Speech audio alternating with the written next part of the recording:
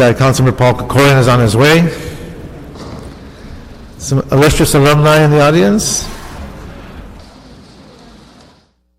It's Tuesday, June 22, 2010. Welcome to the Board of Public Works, Edward R. Roybal hearing room. I have a few items today that we can cover. I have a couple who do have cards. I don't want to jinx this. I think we're going to move pretty quick, I think. But we'll see. We do have cards on number 1. I take that back. We don't have any cards on number 1. And cards on 5 and 6. But on number 1, let me go through the agenda then. One I'll call special because I think we need to put on the record the resources that are being asked and what this means in terms of process. Number 2, seeing no cards, we can approve the certification of the EIR. Number 3, we can put on consent. 4, we can continue in plum July 13th, hopefully in council July 28th. On 5 we have cards, on 6 we have cards, and we don't have our director today, so that takes us back to item number 1. If we get the staff to come to the microphone, please. Good afternoon, and please state your name. Good afternoon, Melissa Fleming with the City Administrative Officer. This item is a joint request from the Departments of Building and Safety and Planning for $500,000 in funding from the Construction Services Trust Fund. The departments propose to utilize the funding to contract with a consultant to review and provide recommendations for improvement of the city's development review process, and it's the recommendation of the CAO to approve this funding request. We would like to request a minor amendment to the language of Recommendation 3C within the CAO report. The intent of Recommendation 3C was to ensure that any recommendations that the selected consultant provides, which have a monetary impact or that significantly affect the processes in multiple departments, be brought to council and mayor prior to implementation.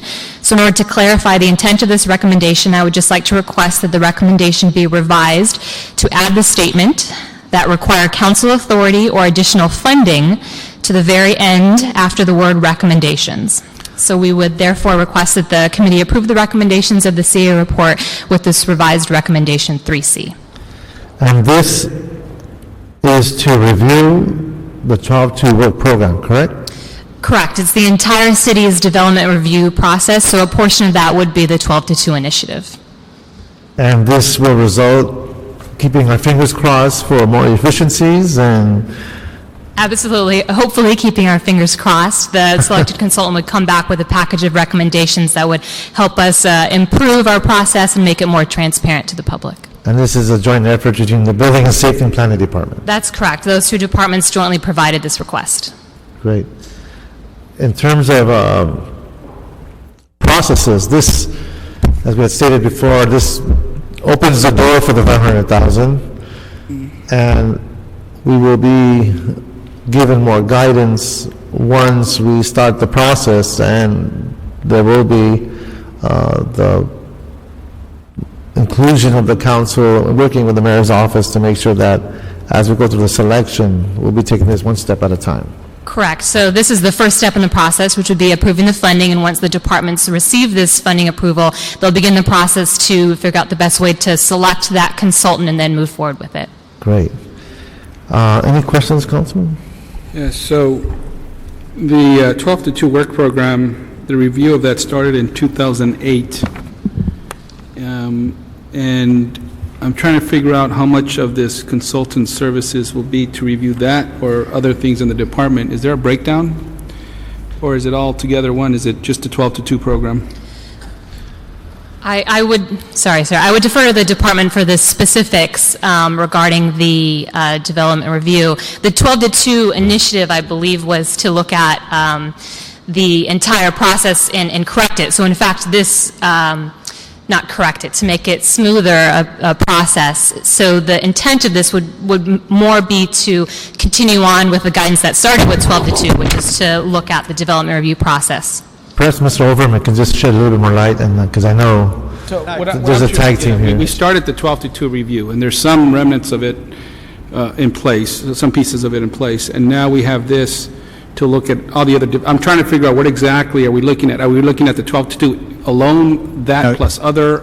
I'm not quite sure. Yeah, no, sir, I think it's a good question, and we're not looking at 12 to 2 alone. We want to, some good work has happened on 12 to 2, no question about that. I don't think 12 to 2 has lived up to everybody's expectations, but there was a lot of work going on behind the scenes that was doing some foundation building. So we're going to be building on that. We're going to be taking 12-2 to the next level and looking not just what only that was within the mayor's letter and Councilman President Garcetti's letter on 12-2, but looking at all of development reform. So we're taking 12-2 as a foundation, taking the good things that have been accomplished in 12-2, but building upon that to look at everything we do. I think Deputy Mayor Austin Buton refers to as soup to nuts. I'm not quite sure what that expression means, but I know it means comprehensive, looking at everything that we do in development.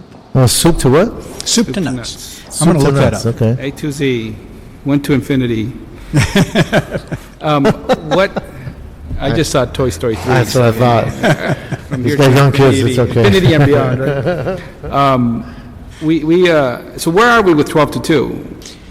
Well, I think that 12 to 2 has accomplished more than it's sometimes given credit for. I think we have done some work, and Vince can clearly chime in on that from the planning department's perspective. I think each of our 2 departments have made improvements in how we run our departments. So I think clearly there has been some behind-the-scenes work that's been helpful, but I think from the developer's point of view, is life better today than it was in 2008? I don't think the developers see that as much as they would like to see that, and I think that's why we do have to take it to a new level. We do have to up the ante and make it even more meaningful than it already is. There's been no public report on the 12 to 2. It almost I seems like think we've that's made correct. There's some, never been a report back on 12 to 2 to my knowledge. we've made some changes, but nobody knows what they are. We've made some improvements, but we don't know what they Well, are. there's a couple of things going on here. One is that with the budget realities and the cutback in personnel, we had the ERIP. There was a major transition going on in the building and safety as well as the planning department. And so from a timeliness point of view, with the new emphasis of the reorganization in the planning department, along with the work that's being done in building and safety, we would hope that with this third eye, if you will, the more objective consultants' support, that we could start putting together a process and an approach that will reach those efficiencies that 12-2 has set out to achieve. If I could add, Chair Reyes, and I think you're correct, Councilmember Weezer, on the fact that we haven't had a formal report throughout on the 12 to 2. We have had some informal presentations that I believe the Planning Director Goldberg has presented to Plum and some other entities to kind of give the status of it. And I think that the goal of this program is to take 12 to 2 and kind of go beyond that and actually broaden it and make it more comprehensive. When it was originally set up, some of the major issues that were involved was the fact that we had 12 departments that would be putting conditions on projects, and they would often be conflicting, and there would be no way to reconcile that. And that was really the beginning of 12 to 2 when that came about. There was a lot of things that accomplished through there. We actually brought the 12 departments together for the first time and had them talk. That in and of itself was a huge accomplishment because none of the 12 departments talked to each other before then about conditions. As we went through the process, we came up and for the first time had standard conditions on projects so that departments weren't developing the same old conditions over and over and over again, or reinventing the wheel, if you will, over and over and over again. So we actually came up with standard conditions, which is the first time. And then we developed in the planning department the condition development monitoring system, which is a computer system which we had for the first time, that all the various departments that are involved in the development process could actually place conditions in the system, and that we could actually have them all in one place and reconcile them and monitor them at the same time. We also provided a vehicle to reconcile conditions. So we reconciled any conflicts of conditions through both the standard conditions and also in some of the major projects that went through 12-2. We were able to reconcile a lot of conflicts. So we did a lot of conflict resolution amongst the departments, especially as it relates to conditions, which I think that there's, I think, a lot in the development community who saw a lot of progress on that. That is, as General Manager Overham has mentioned, is that I think that the city now wants to go beyond that and broaden it to really have a greater improvement to our overall development system. It just seems that I keep hearing out there that we haven't implemented the 12-2 program, and so I know there's been some work going on with it. I just would hope that we get that more out there in the public sphere for people to be aware of what work has been going on. And so I'm just trying to understand for myself, what additional work needs to be done. So it sounds like there's been some work that has started, but this will kind of keep the ball rolling, so to speak. I think it's going to keep the ball rolling. I think it's going to move the ball to a higher plane. But I totally agree with your comment about we have to get the private sector and the communities more aware of what's going on. I don't think that we have adequately gotten the word out on what is going on to you and to the development community and to the residential community. What I'd like to suggest, Councilmember Mr. Overham, just for the record, identify yourself to make sure you know. I'm Bud Overham. I'm General Manager of the Building and Safety Department. There you go.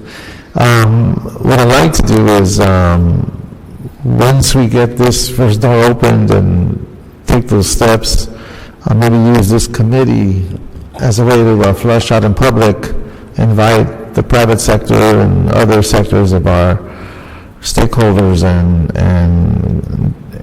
present to them what this will do and how it will change our methods. I think what's critical here is as the planning department goes through its reconstruction or reorganization that we bring in the other stakeholders to get their feedback, and I want to make sure it's done efficiently, that complements your work as opposed to detracts from it.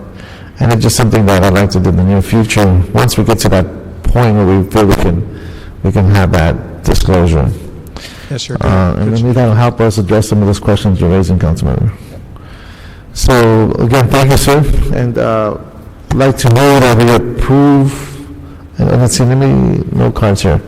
That we approve, let's see, a recommendation to fund an amount of $500,000 from the Construction Services Trust Fund to retain the services of a qualified consultant to conduct the study of the development review process in the city and include the minor amendments that were suggested by the CAO. And with that language, can I have a second? Second. That'll be the action of this committee. Okay, Roberto. Our next item? Next item, council members, is item 5. This is the appeal by Lori Higgins, and it has to do with 3 conditional uses for a retail shopping center that is proposed in CB10. Good afternoon, council members. Jim Tokunaga with the City Planning Department. And as Roberto stated, this is an appeal of the City Planning Commission's approval of a conditional use permit for a major commercial development, conditional use for 3 off-site alcohol licenses, and a conditional use for transitional height. The conditional use approval was appealed by some neighbors objecting to some of the environmental impacts created by the project, such as light, construction noise, and traffic, as well as the overall height of the parking of the project. The Planning Department believes that all of these impacts have been identified in the mitigated negative declaration, and they have been mitigated to a level of insignificance. In addition, for the transitional height issue, the City Planning Commission reduced the height of the project to 35 feet along the eastern property line. The CPC also disapproved the request for 2 on-site alcohol licenses because at that time there was no site plan that showed where these restaurants were, and the practice of the Planning Department is not to approve a conditional use for on-site if it cannot be identified, the location. The Planning Department is aware that the applicant has submitted some revised conditions as well as some modified findings, and they are also requesting that the Plum Committee approve the 2 on-site alcohol licenses. At this point, they have identified the 2 sites for the restaurants. The Planning Department has reviewed these modified conditions and findings, and we, at this point, are believe that they are consistent with the City Planning Commission actions and that we do not object to these modifications. The plan approval, the conditional use will require that the applicants come in for a plan approval on each of the alcohol licenses, and we feel that will control the type of use the alcohol licenses. With that, I have no further comments. If the committee has questions. Okay, any questions, Councilor? So let's go through the public hearing, then we'll raise the questions you might have, if there are any. And we'll start with the appellant. And I believe the appellant on record is Lori Higgins. Like to come on up, give us your statement and the reason why you're appealing. Okay. Good afternoon, welcome to City Hall. Thank you for letting me speak. First of all, I would like to have Can you just give us your name and address I'm Lori first? Higgins, and I'm a resident of Norton Avenue. We're the proposed, adjacent to the proposed District Square project. And I would like to ask that these be submitted Please to the front to record. the clerk. And there's copies. All right. I just have this written out because I'm nervous. No, take a deep breath, and we're okay. And one of my other neighbors is also here, Julio Okay, Carrillo. well, just kind of give an orientation. What we'll do first is hear from you. Want to make sure that we give you the time you need to explain the reason for your appeal. Okay. And then we have cards submitted by other speakers, and we'll call them up one at a time after you speak. Okay, thank you. All right.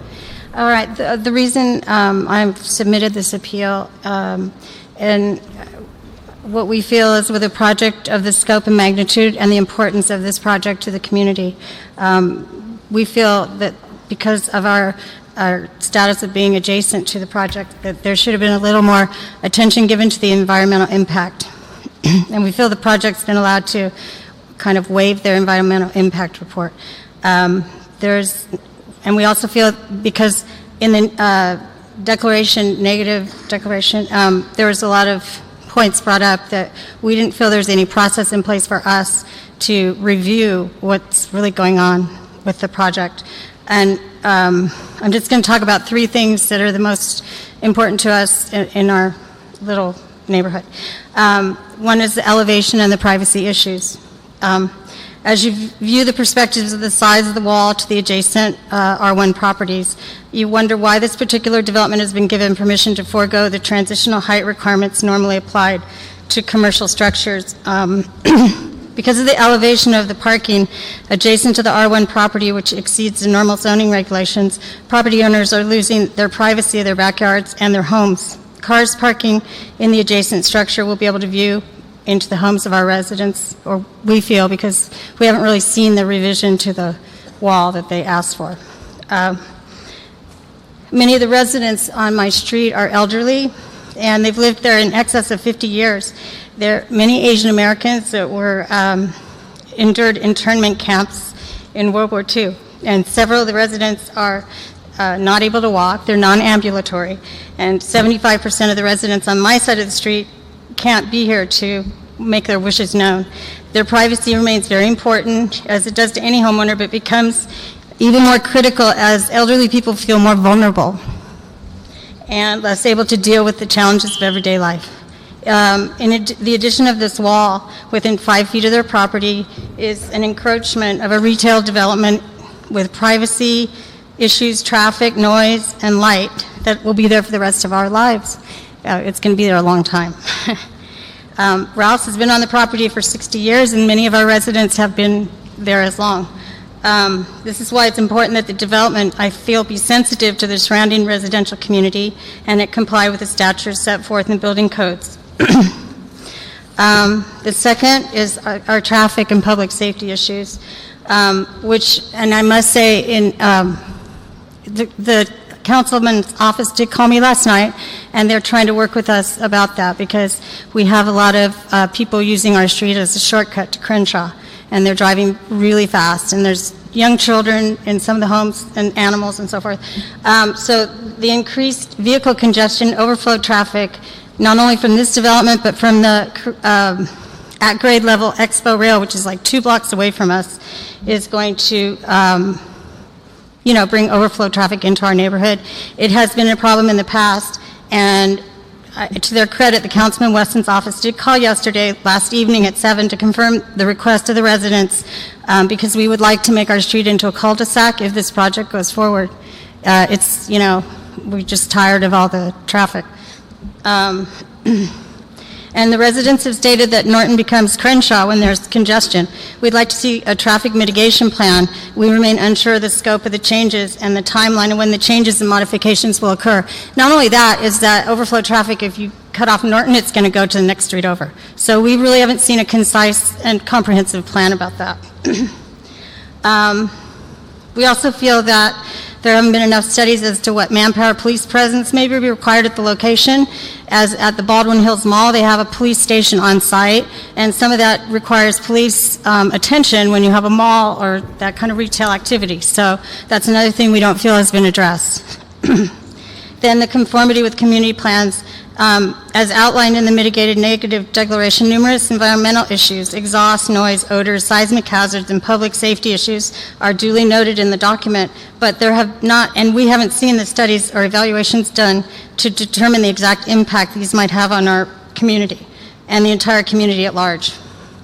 And we know that the redevelopment is a benefit to a lot of the community, but because we're right there, it's almost like they're putting it in our backyard. And if you look at their elevations, they are so far over the top of our house, it's like 3 times, the size of our homes. So I just feel that as homeowners and community members, we should have been a little more involved in the process of planning, which, when the project impacts us to this degree.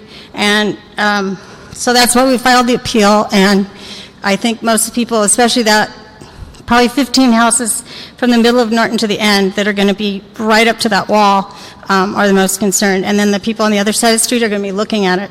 So that's why I'm here. And I just feel like I know the developer wants to help make concessions and so forth, but none of this was done before the 11th hour. And so I'm going to hold fast with my appeal right now until we see some changes in the plan or a little more proof of what's going to be done for our community, our street. Thank you, Ms. Higgins. Is that it? That's it. Okay, thank you, Ms. Higgins. Thank you very much. We have Daniel Goodman. Good afternoon, council members. The large document is for entry into the file. Okay. It's got several attachments, and then the smaller are for council members.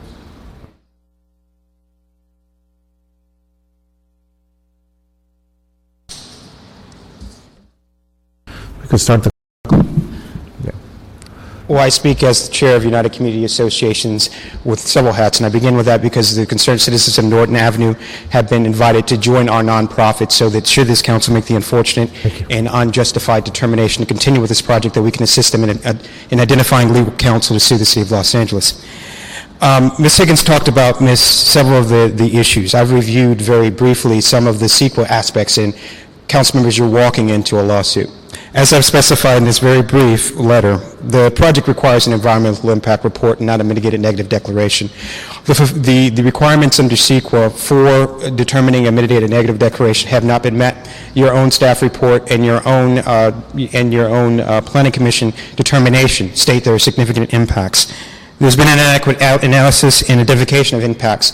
Each of these impacts, which are being proposed or said to be mitigated by your mitigated negative declaration, are not identified. There is no study that's attached. There's been no opportunity for public review.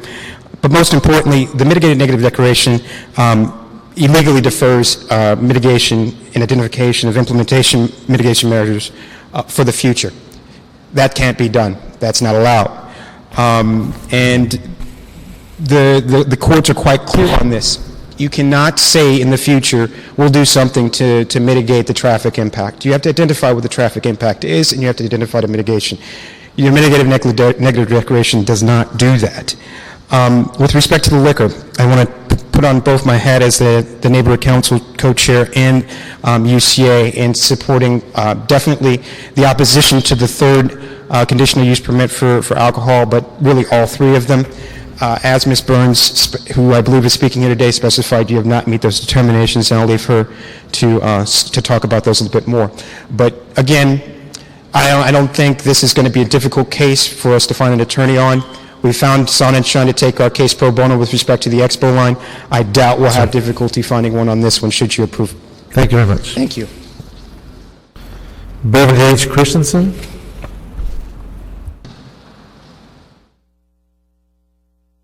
And then we have Pastor Dr. Bill Woodard. Good afternoon. I think everybody in the world is taller than me. Good afternoon, council members. I'm a resident of Lamert Park, and I'd like to talk to you this afternoon about quality of life issues. I bought my home in Lamert Park 7 years ago, moving there from Northridge because I wanted to be closer to my church, and also because I wanted to live in a historic area. If you know anything about Lamert Park, you know that Walter Lamert bought the area from Lucky Baldwin, and of course we were the first planned community in Los Angeles County. All of our homes are 1920s to 1939, mostly Spanish hacienda houses. It's a lovely area. The park itself was built by the Olmsted brothers, who landscaped Central Park in New York City. And we are at risk of the same fate of Central Park. Central Park is lovely. I lived in New York for 20 years, but it's one of the most dangerous places in the city because the City Council of New York City failed to protect it. It is dangerous. There are murders there. There are rapes there. So the citizens of New York can't use it, or they can use a very small part of it. Lamert Park itself, we're unable to use because the homeless have taken it over. They sleep there, they urinate there, they fight there, they do drugs there. So we're losing control of that beautiful square called Lamert Park. Now suddenly we have a developer who wants to bring more alcohol in our community, which we don't need. Where are the Gabay brothers? I think I went to graduate school with one of them. I wish he would come out of hiding so I could recognize him and chat with him, but that's a whole nother issue. Basically, this we need to consider. If we're going to have development in Lamert Park, let's do it in consort with the homeowners there. We don't need any more liquor there. We've got more liquor than we need. Thank you very much, ma'am. Thank you. Appreciate your participation. Thank you. Good afternoon, sir. Good afternoon. John 8:32 says, "Know the truth, and the truth will make you free." And that's what I'm going to give you. Giving honor to God, the Father, Son, and the Holy Spirit, my wife, Dr. Margaret Woodard, the Mayor, City Council, Board of Commissioners, and those in attendance, greetings. My name is Pastor Dr. Bill Woodard.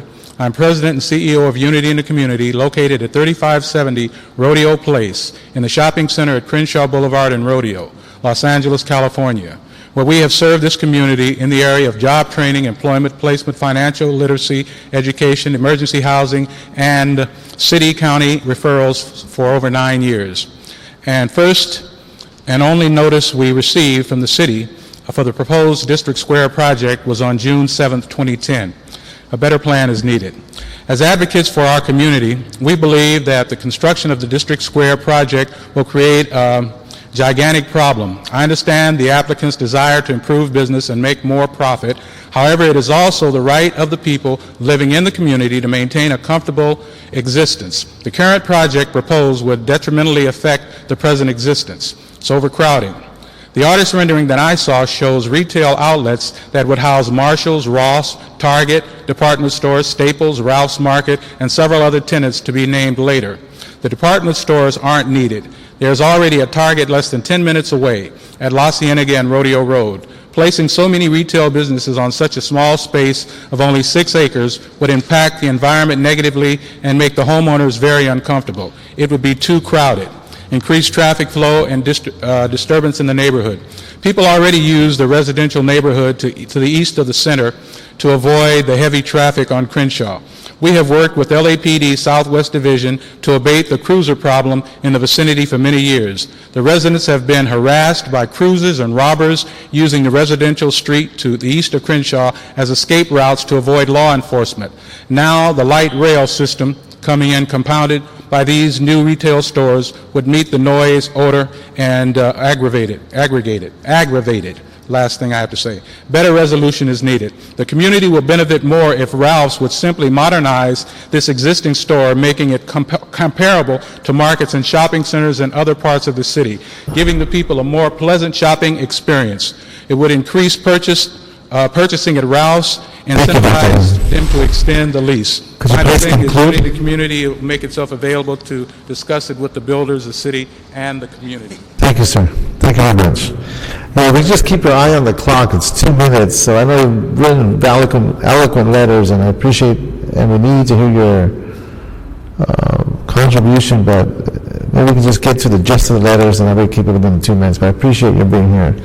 Well, Anna Burns. Good afternoon, ma'am. I reside at 3775 Olmsted in Leimert Park. I'm directly affected by the development. I made a detailed submission, which I'm told is in the file. My objection is to the grant of the conditional uses for sale of alcohol for off-site consumption. Currently, there are 2 in existence. Those can be transferred to Ralph's and Target.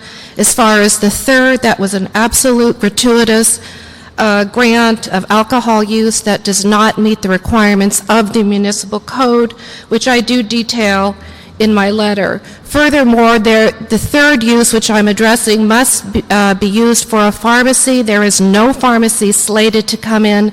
It will not hurt the development to have that third conditional use permit for off-site consumption revoked, and it is required by law. It won't withstand judicial scrutiny because the determination does not address the fact of overconcentration which plagues our neighborhood. Our ratio is almost 2 to 1 compared to the county. The pertinent community will be hurt because there will be drinking in public. There also will be great matters done to undermining the valiant efforts our community, the NDC, the Cherrywood Block Club, and the police have made to curtail alcohol in our neighborhood. Simply more alcohol will be brought in through the back door. The overconcentration is shown by the fact of 12 liquor stores at least within a mile, CVS within 1,000 feet, and there will already be 2 alcohol outlets at the development. Also, there were no findings made for public convenience and necessity, and as I detail in my submission, the alcohol outlets are located within close proximity to numerous churches and schools.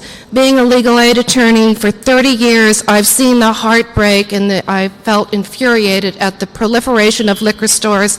I hope the council will act accordingly. Thank you. So just for the sake of clarity, are you asserting that there will be liquor stores here, or is just in general the sale of alcohol in its respective tenants? It's the sale of alcohol for off-site consumption that is the problem. There will not be liquor stores at the site per se, but Target and Ralph's will sell a full-line Class 21 of alcoholic beverages. They'll be able to sell malt liquor, single cans of beer, for consumption off-site, which will be poured into our neighborhood. There are already 2 for off-site consumption at the site. We have drinking in public. We have a lot of impaired people who come there, purchase, and spill out into the community. There's no reason to add a third store for off-site consumption. Whether you're a liquor store or a pharmacy, off-site is the problem. Thank you, Ms. Burns. Okay. Now, is anyone else here on the appellant side? No? Councilman Holden? Please. Welcome back, Councilmember. Thank you very much, Mr. Chairman and members of the committee. Wish I didn't have to do this, but I guess I do. I'm concerned about the district that I formerly represented. And since the time I left, there's been no improvement economically in the district, no development. We had a project going on Pico Boulevard, and they got it all ready to go, and the people started protesting about immigrant workers and one thing or another. and the developers just took their money and they just left. Time got a little tough.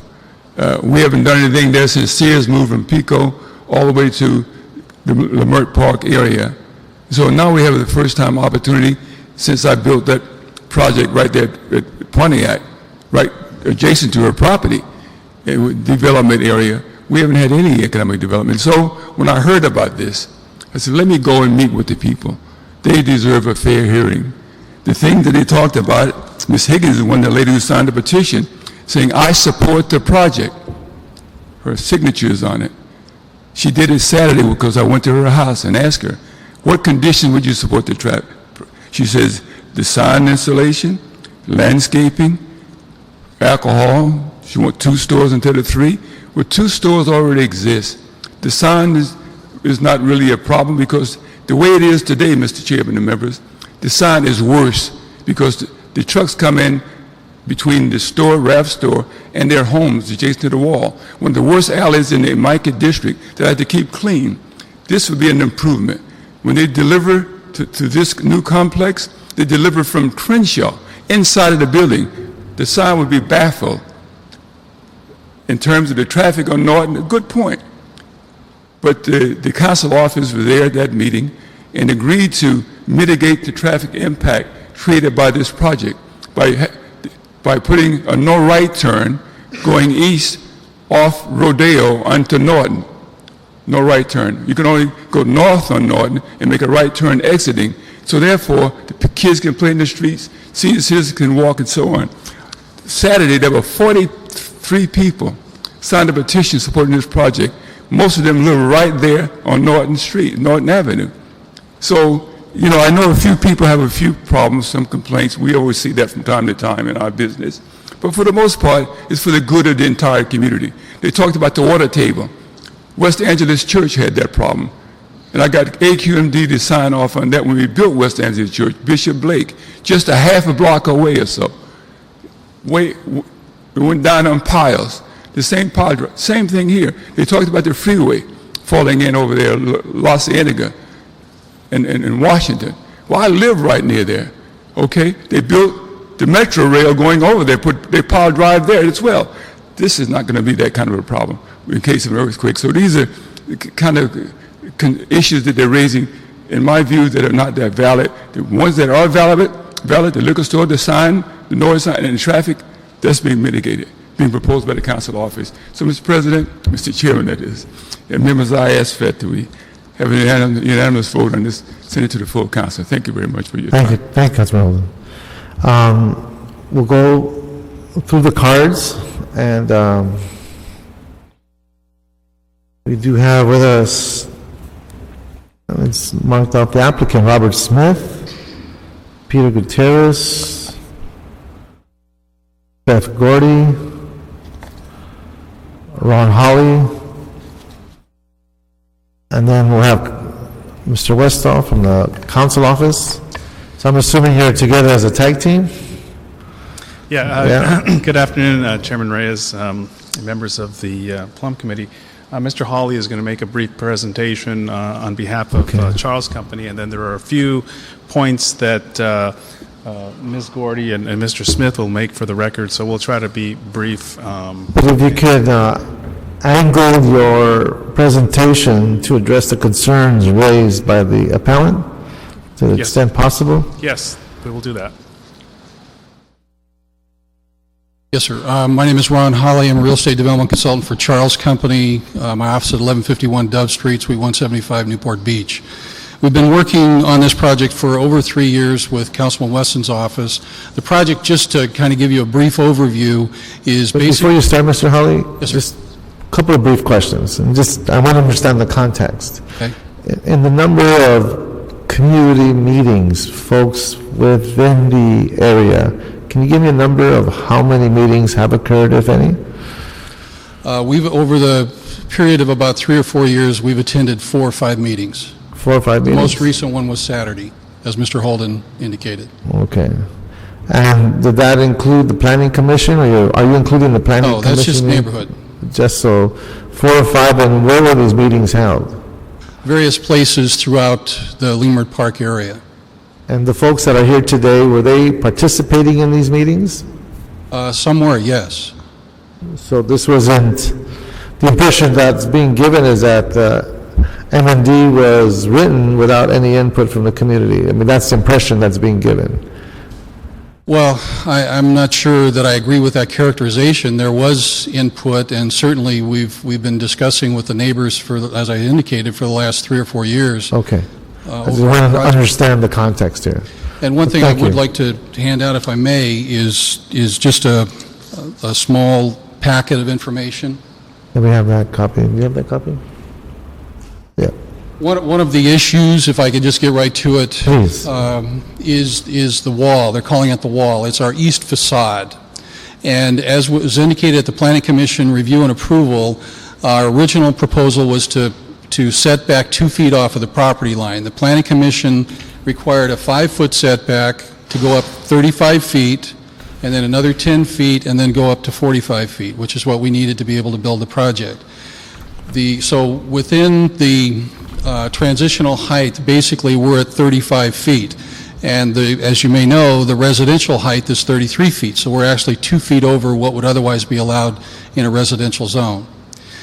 So the concern about the wall is a concern to us. And one of the things we're trying to do, in the last page of the packet you just received, is a rendering showing trees along the entire back line. Part of the setback, instead of 5 feet, we set back 15 feet for the first 200 feet off of Rodeo. And we're planting colorful vines along, as you can see, the trellises along the entire stretch, and the kind of the clouded looking things are the canopies of the trees. We'll install 24-inch box specimen trees so that within 5 years they'll easily be in excess of the height of the structure. Is there currently a structure there that is blocking some of the views from some of those homes? No, sir. What's there now is the back of Ralph's and the back of our shops. And it's parking lot? It's mostly parking and delivery area, yes. And delivery area? That's correct. And so the 5 feet is required? What's the required setback? The required transitional height is, I think it's 15 feet. Mylan? 15 feet. Is it 25? 25 feet is the transitional height. Pardon me, say that again? 25 feet for the transitional height. To go to 35 feet? Is that right, Jim? Oh, up to 25? Okay. 25 and 25. Can you come to the microphone and just kind of clarify for the record? Because you're going to be hearing a voice in the background. We don't know who it is. I'm sorry, Jim Tokunaga, City Planning Department. The transitional height requirement for this site would be that between 0 to 49 feet from the property line, the building height be limited to 25 feet in height. So you can build to the property line, but it'd be limited to 25 feet in height. Because it is a commercial zone. How about the horizontal? What's the setback requirement? There is no setback. There is no setback. No, because it's a commercial zone. Okay. But you're limited in height to 25 feet if you're adjacent to residential, R1. Okay. And the variance they're seeking is to, or the exemption they're seeking is to eliminate the specified. Yes, the transitional height deviation they're requesting is to go up to, what the commission approved was for 35 feet, set back 5 feet from the property line, and then you can have 35 feet for a 10-foot depth, and then go up 45 feet. So they do a little of it at the beginning. They do yes, they do a little bit of a reduced height, from the 45 feet for about 15 feet, if you include the 5-foot setback. Right, but that's more like the. Yeah. Well, let me ask you this, and then in this discussion, the analysis, how is the parking? The number of parking spaces, are they meeting the standard? Are they above the standard? Are they overparked? They are overparked. How does that work? I'm sorry, Jim Tokunaga, this project is being overparked. By how much? I'm not sure the exact numbers. Do you know? Yes, sir. The ratio that's required by city code is 2 cars per 1,000 square feet of building area. Our square footage is 297,000 feet. We have 3.2 cars per 1,000 square feet. So just in numbers, we have almost 1,000 cars versus what would be required by code of about 550, 580. So somewhere there was a decision made at some point in time to overpark, knowing that this transitional requirement would have to be eliminated to address that higher number. Would that be accurate? Well, yes, sir, but the reality of that is in order to attract the retailers really require 4 cars per 1,000 in order to have adequate parking for their retail facility. And we're attracting Target, for example, as a national retailer. They have various criteria that they insist upon, and they've kind of squawked about the 3.2 because that's not as much as their normal criteria, but they will live with it. So to build a stronger magnet, if you will, to attract tenants, a decision was made to design a structure to accommodate that requirement from the market point of view while trying to mitigate the impact that that stronger magnet would need. Well said. Yes, sir. That's right. Now, if you look at the mitigation, was there a discussion with the neighbors as to what could mitigate the presence of that wall in the backyard? We've had various discussions with neighbors, yes. Since the Planning Commission hearing, we've met with the neighbors and we've tried to soften the impacts of the wall in a number of ways. The one of which is the indication that you see in front of you in the packet. We've also offered to install trees in their backyard as an example that might help soften it as well. So we've put trees along the entire length of the eastern facade. We're putting colorful vines and that kind of stuff in a trellis configuration that will grow up the wall. Once again, trying to soften that appearance. See, one of my concerns I've seen in other buildings where they put the trellis and they plant the vines, 3 years later, the vines are only a quarter of the way. I mean, how do we ensure, to the extent possible, that we're actually going to soften and green that wall? Because it's very obtrusive from a residential R1 zone to this is pretty stark. Are there any other... I mean, if the community came to you with a landscaping plan, let's say if you were to engage a landscape architect, would you go there with them to try to maximize that opportunity to get that level of cooperation? Of course, but I think we've done that in the plan that you have. We've tried to install trees that soften the appearance. I'm not sure what else we can do, but by all means, we're interested in trying to solve the problem. Anybody averse to bamboo? No, just kidding. Let me ask you this. Well, let's keep going through your points, because there's other issues that were raised. Can you speak to that? Just some basic information about the project quickly. It's 6.5 acres. Total building area is about 300,000 square feet, 297,000. It will generate about $100 million a year in sales. It will cost about $90 million to build. It will generate about 2,000 construction jobs and approximately 600 full-time equivalent jobs for the community. And we will be hiring local contractors and local people will be supplied for the employees that are hired by the various retailers in the project. And what kind of feeder systems are going to use to make sure you have local opportunities? Well, we have agreements in place with the CRA and soon the CDD that basically lock us into at least 50% hiring of local contractors, locally supplied employees, and so forth within a 5-mile radius of the site. Right. And we've quickly agreed to that. Now, the assertion of the liquor stores, and reading some of the information from your representatives, how many liquor outlets or stores exist today, and what's the net increase, if any? The liquor licenses that are on site are Rite Aid and Ralph's. So there are 2 off-sale Type 21 licenses in existence today. So they already exist? They already exist. There's one other site within 1,000 feet of the site, and that's CVS Drugstore just off across the street from our site. So we're asking for 3 licenses to be able to have the 2 existing and the possibility of attracting a 3rd retailer who will require a liquor offering in their store.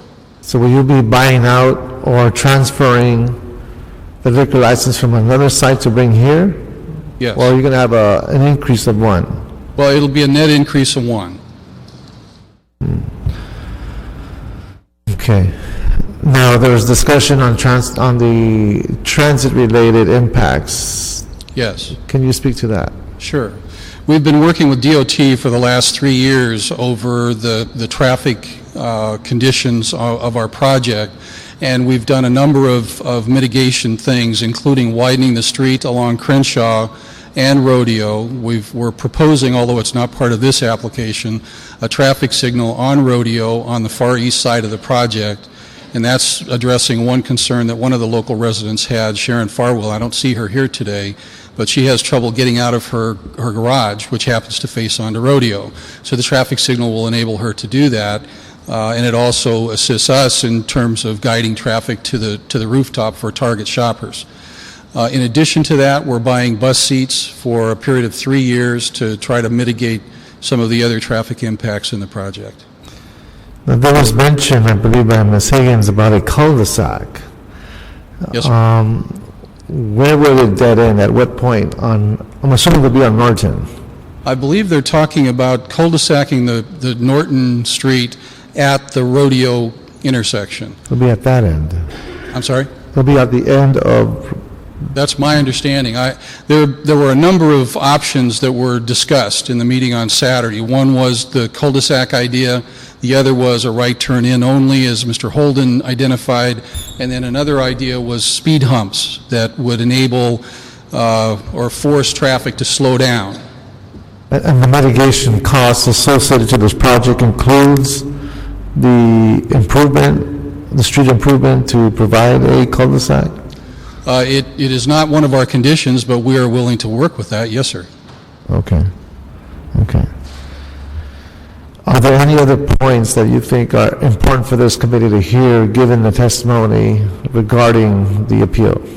Well, there were a number of issues made, one of which was privacy and the concern by the appellant that people will be able to look over the wall into her backyard, and that won't be the case. We're going to have an 8-foot wall that will provide security and privacy. So we don't envision people looking over the wall into her backyard.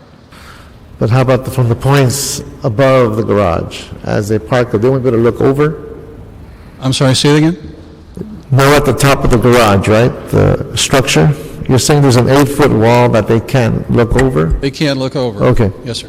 I want to make sure that. Okay. So that was one point. Okay. And then basically we're trying to work as closely as we can with the neighbors. We're trying to provide a redevelopment on a 50-plus-year-old shopping center that we feel justifies redevelopment, and we're willing to put our money where our mouth is and make this thing work. Any questions, Councilman? Yes, this is for staff, replying staff. Thank you. The mitigate negative declaration, when will a commercial project such as this require an EIR? Well, it varies. It depends on what the impacts are and if it's non-mitigatable. If we can't mitigate the impact, then it becomes an EIR. And it becomes an EIR. And in this case, it was determined that all of these impacts can be mitigated to a level of insignificance. So your determination doesn't depend on size, but the actual impacts and whether they can be mitigated or not. Right, that's correct. Okay. And these, you feel, have we seen a project this size and scope and where we've done EIRs before? Yes. Well, yeah, I can't say specifically which one, but I imagine there have been. But there's been some in the past, but the impacts could not be mitigated. It could have been an area where there was much more significant impacts on intersections, perhaps, traffic intersections. In this case, DOT did review the project and determined that there were these mitigation measures available. One of the conditions include a TDM, a traffic demand management plan, that be submitted to Department of Transportation. And they have met with DOT. We do have a letter from Department of Transportation saying that they've satisfied their concerns. Okay. Planning, were you going to say something?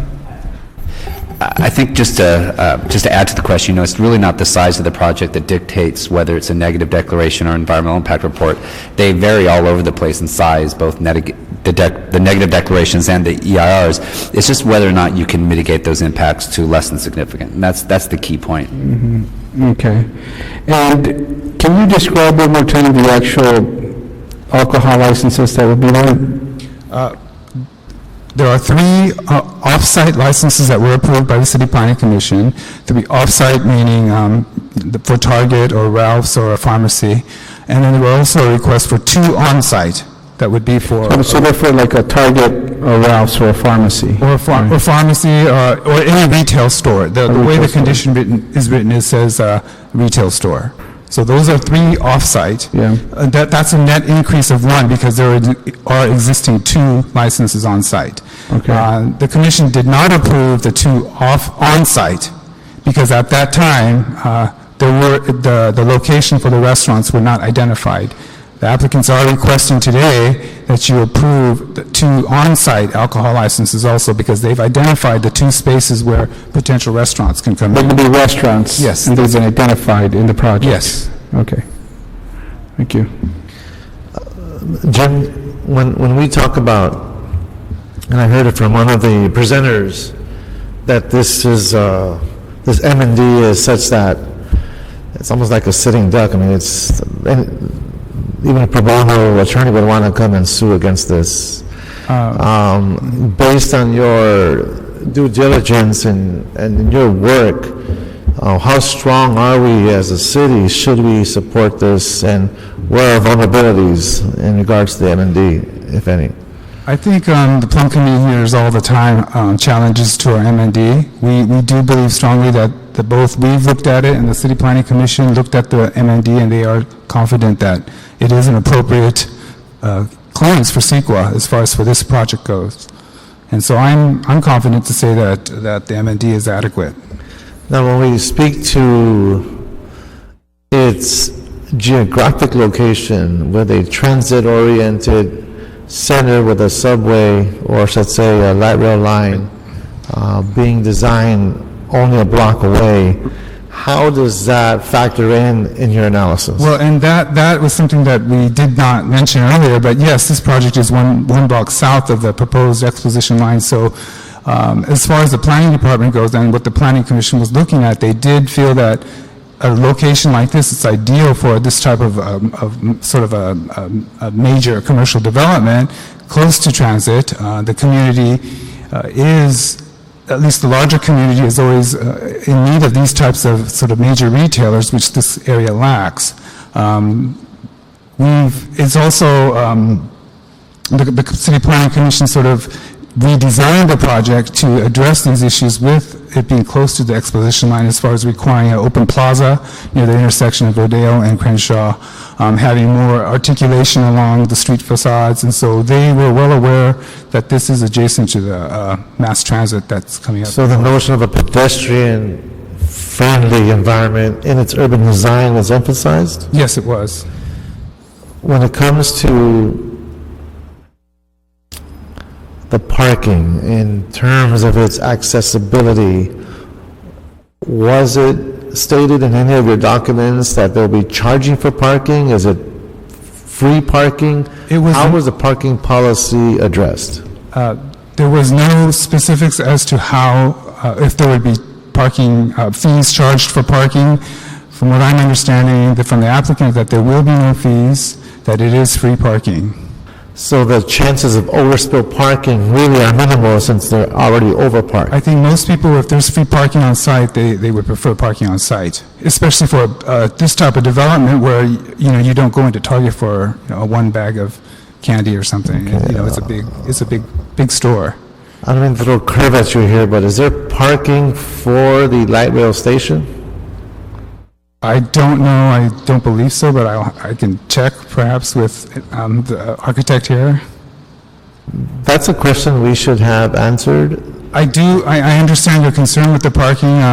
It is overparked, but again, this is a decision that the applicants have made in order to attract these type of retailers, and I think you'll hear time and time again from these big box sort of developers that they do need this parking to attract their customers, but I don't know if there's parking at the exposition line station. You know, I need to put this all on the table. In 10 years from now, let's say, everyone wants to take the light rail line. There's no parking but for this location.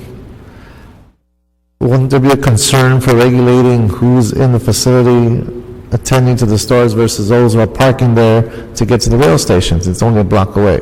And that's true. I can see, yes, that if people want to take the light rail and there's no parking there, are you suggesting that they may come to the site and park and then take the train? It's happening in other places in the city. And I think that's a concern that the applicants will have to either address in their enforcement of who parks there, or perhaps... Can any one of the applicants' representatives address that concern or issue? Yes, sure. That is a concern to us as well, and the idea that we would have, in the event that occurs, our initial approach is to provide free parking. That's the requirements of our tenants, and it's a requirement generally of retail shopping.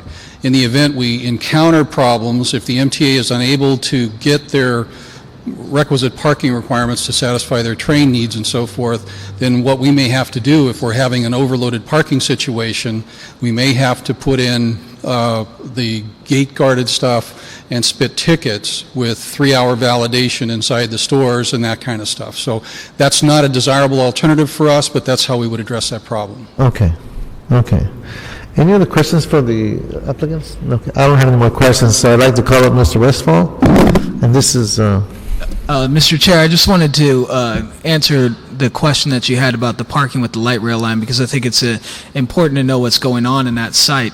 You not only have the Exposition light rail line that's coming down Exposition Boulevard, which will have a station at Crenshaw, but this is also going to be the terminus for the Crenshaw Corridor line, which goes from Crenshaw and Exposition down to the LAX airport. Right. Under the EIR for the Expo line, they are to provide parking at that site, and there is a very large parking structure somewhere in the neighborhood of 600 to 800 spaces just north of the West Angeles Cathedral that the MTA has been working on a lease with West Angeles to effectuate. We had them, MTA, look at this particular site and see if we should provide another level of subterranean parking for that area, but what they are looking at doing is building another structure on the West Angeles site that would also deal with the EIR problems and the traffic and parking mitigations that are necessary when both of those lines come into that intersection. Great, and I think that's important to state for the record, given that this is an M&D and those evaluations we're taking into account by both the planning staff and the council office, and it's important to state that for the record. The question I have for you is, and I'm going to wear my neighborhood advocate hat here, but let's say this gets built and they put some shrubbery and for whatever reason the water line breaks and the plants start dying and the wall is there, it's morning heat, sun hitting it. How do we make sure that definitely would be covered by some kind of a green approach, whether bamboo or trees or shrubs or vines? I mean, how do we enforce that? Is that in any way written or declared in the documents? Well, we feel that the developer has done a good job of working with the community to look at that, particularly that back east wall, to be able to provide some landscaping that would address a lot of the concerns that were brought up by the committee today.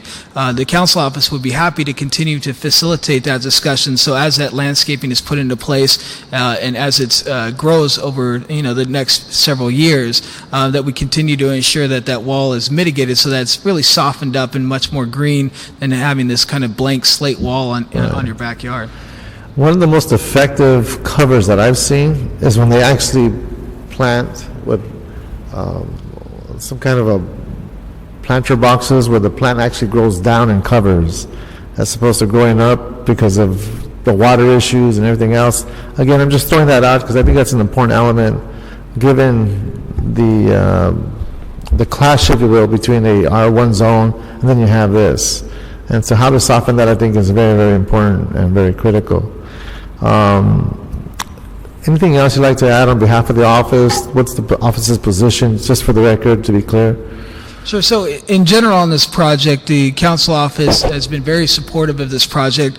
As you've heard, this is something we've been working on for several years, and that you'll also see come to council through a CRA report in the next several weeks to help put together the final package of financing on this project. And so we've been intimately involved in trying to develop this project and working with the community and the developer to really give the community a project that they need, want, and deserve, and also the amenities that this community deserves. One of the realities along Crenshaw Boulevard is you don't have national retailers that want to come in because they don't see the attraction, they don't have the type of development projects that they would like to see, and frankly, there's a perception out there that this part of the city doesn't generate the incomes, doesn't have the discretionary income available to be able to come into this area. And so what we're trying to do is really trying to provide that catalyst along Crenshaw Boulevard so that between Martin Luther King and the 10 freeway, you really begin to see that catalytic development take place of an area that was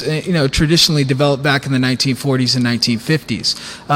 I think there's a couple other pieces here, and so as I said, we do support the project. We do agree with the planning department's technical corrections, as well as the changes in terms of the alcohol permits, particularly for the restaurants. We think it's important to be able to attract, sit-down restaurants in this community, that you have to be able to provide the amenities that they're used to in other parts of the city. And then the other issue really that we want to continue to work with the developer and the community on is traffic mitigation. We feel that traffic has been mitigated correctly on Crenshaw Boulevard and even particularly Rodeo, but as it comes to Norton Avenue, we want to continue to facilitate with the community and the developer and try to be able to provide some mitigations there so that we deal with the traffic impacts and really try to direct all of that traffic onto Crenshaw Boulevard, not back into the community. Now, in your documentation, are we going to require the cul-de-sac form and all of its improvements on Norton and Rodeo? Is that being specified?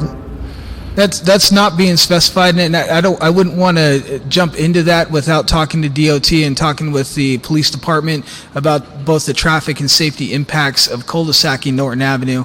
I know there's going to be some issues there, and I don't believe those discussions have taken place. So I don't think we can go there quite yet. I think we're open to it. I think we're open to speed humps, but as you know, obviously there's the financial aspects on the city. But we'll continue to work with the developer to really develop that plan for Norton Avenue, and then work with the developer to find the financing to make it happen. So my impression was that Ms. Higgins, the appellant, was stating that there was a statement made that we could cul-de-sac it, but it was just a general reference, or it wasn't a commitment? There may have been, and I wasn't at this meeting on Saturday, but there may have been a desire on the part of both the developer and the council office to want to do that. But as you know, as we work through these things and we talk about cul-de-sacing, collector streets that are currently open today, until you do that analysis with DOT and with the police department, you have to go kind of through that and see what those impacts are going to be for them. Okay. Well, when I want to thank Councilman Holden for being here. I know he's demonstrated in many different cases his need to create jobs and stimulate the kind of energy that needs to happen in these pockets within our city. I think this is one of the areas they consider a food desert for the simple fact that we don't have quality stores or supermarkets to provide the kinds of goods and products that are found in other parts of the city. So this would be a great, I believe, opportunity to stimulate those types of opportunities. And then when you juxtapose it with the transit center, a different level of synergy begins to occur. I think some of the hardest realizations for many parts of our city is there are existing zones, but what's built there does not reflect the zone that's been allocated. And once the zones are realized, that triggers a set of changes that no one anticipated because it's never been that way before. It just doesn't mean that it shouldn't happen. And I think the creation of jobs, a facelift, if you will, and how we change these corridors is important. So I would move that we support essentially the project and essentially deny the appeal with approval of modified conditions for the planning department and the applicant. Is there any other language that should be added? And I would ask for a second. Yes, I'll second that, and I just want to echo the statements that this is a project that's going into an area that there is a need for more retail, for more economic activity. We just talked earlier about us hiring a consultant to look at our 12 to 2 work program, and this is a type of project that could help us get more of these types of projects in these areas that are tough to locate. So I think this is a wonderful thing to get this project there. Secondly, it's near transit, public transit, to help us with some of the issues we have there. The only issue is assuring that we could mitigate as much as possible the impacts to the local community. It seems to me like everyone's working hard in that direction. So I hope that even after this approval, there's more discussions that could be had. Please do, to continue to mitigate as much as possible for the local community and any concerns they may have. Good. Okay, so that will be the action of this committee. And that should do it. Anything else we should add, Roberto, on this one? No, it's just that I believe the item is in council tomorrow. It's in tomorrow, okay. So folks, it'll be in council tomorrow for both the appellants and the applicant. And good luck and congratulations. All right, Rebecca, next item, council members, is item 6. This is an appeal by Regents Lofts, LLC. They're appealing the DOT denial of a waiver of a 7th Street widening requirement for a new 3-story, 28-unit apartment building in CD10. Okay, staff on this one, please.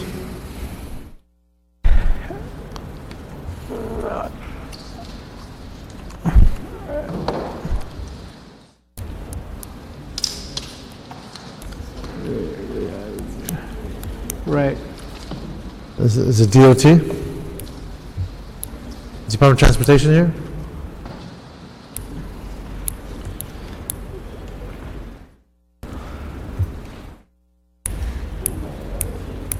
Okay, we don't have a Department of Transportation here. Okay, Roberto. Engineering is here. You're going to be the utility guy here. Sure. I would. So what we're looking at is I've been informed that the appeal is from the applicant. So. From the applicant? Yes. So the applicant is here, Councilman. Okay. He can indicate the nature of DOT's denial. Good afternoon, honorable council members. My name is Kevin McDonald of the law firm Jeffer, Mangles, Butler, and Marmoro, representing the owner of the property, Regent Lofts. Yes, this is an appeal of the 7-foot wide street widening requirement from the Department of Transportation for a relatively modest 28-unit apartment building. The units are all either one-bedroom or singles, and there are 2 restricted units set aside for very low-income household families. I'm sorry, what was that last part? There are 2 restricted units of the 28 that are set aside for very low-income household families. Okay, okay. Of the total of 28. All right. And again, this appeal is of the street widening only. This comes only from the Transportation Mitigation Specific Plan. And the owner has been trying to get this project off the ground for the last couple of years. Due to the financial climate in the last couple of years, financing was unavailable. He was forced to put it on hold, has redesigned the project to make it more economical, and it's still right on the edge of economic feasibility. Literally, the street widening requirement makes a difference between a project and not having a project. Just so you understand the configuration of this property, it fronts 237 feet on Regent Street between Dunn and Clarington. And because it's a through corner lot, that involves 270 feet of sidewalk. So what has to happen here in order to fully comply with the Department of Transportation's requirement is they have to completely remove what is now a fully functional street along Regent. It's fully improved roadway, sidewalk, curb, gutter, street lights have to be moved, a fire hydrant would have to be moved, and none of this for any notable benefit. You'll notice in the Department of Transportation's denial of our original appeal to the general manager, there's absolutely no statement of a need for this. There's no statement that there's a problem with circulation or traffic in general. It's simply stating the collector street standard, and that's it. Okay. So with that, I would just also, for the record, indicate that the 7-foot dedication has been done. We're appealing the actual physical street improvements at this point. And what street is this located? It's on Regent Street between Dunn and Clarington. Now, are there any type of fixed structures like freeway on-ramps, off-ramps, bridges along this corridor? It's situated within an established residential community, some single family on one side, some multifamily on the same side as this project. So a classic grid pattern. Okay, all right. Yeah. Okay, sir. Thank you. Thank you. Mr. Westphal? You've got a busy district. Andrew Westall with Councilmember Weston's office. We do support the appellant in the appeal in this case. If you went out and drove to this particular site, what you would see is a fully improved sidewalk with full improvement of light poles and power poles. And by having to widen this particular street, in essence, what you would do is you'd be widening one block in a 8-block area where there is no widening, and it's fully improved and built out. And so we do believe that the appeal is correct, and we should move forward on this. And I feel your pain. Okay. So I would support the appeal. That would be an action. Let's say that. So that would be the action of this committee. Anything else, Roberto? Public comment. We have public comment? Seeing none, this meeting is adjourned.